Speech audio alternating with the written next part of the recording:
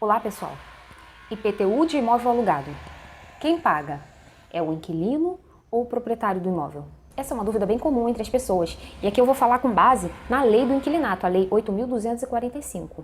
E lá diz o seguinte, que se o dono do imóvel, o proprietário, inserir uma cláusula no contrato de locação, esse locatário, esse inquilino tem que ter ciência disso, tá?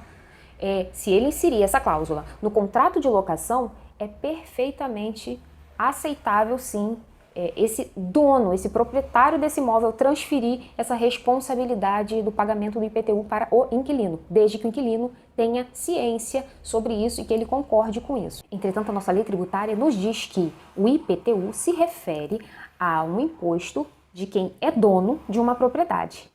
Então, eu quero dizer o que com isso? Que o responsável final será o dono dessa propriedade, será o dono deste imóvel e não quem aluga. Pô, esse negócio tá meio confuso, hein? Aqui fica claro o seguinte, o principal contribuinte do IPTU, o principal responsável é o dono daquela propriedade.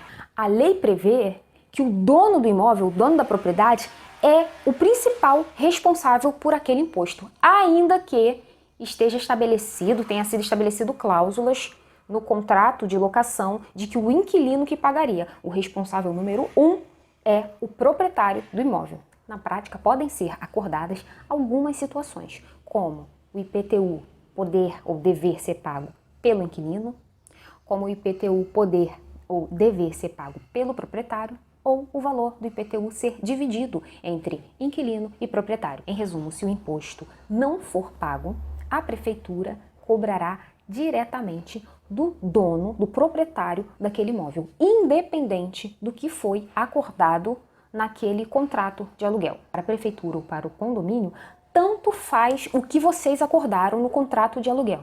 A responsabilização final pelos pagamentos é sempre do proprietário do imóvel. E lembrando aqui que o proprietário desse imóvel pode inclusive perder a sua propriedade por causa dessas dívidas de IPTU. Então o negócio é muito sério. Tá, Priscila, mas afinal, quem é que vai pagar esse imposto? Depende do que foi acordado no contrato de locação.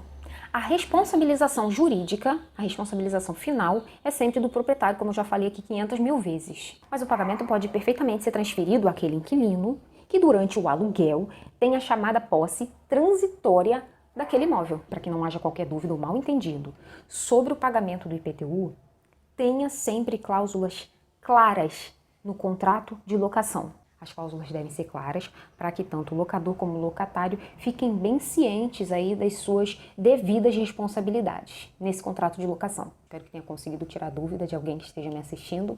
Até o próximo vídeo. Deus abençoe a cada um de vocês. Tchau!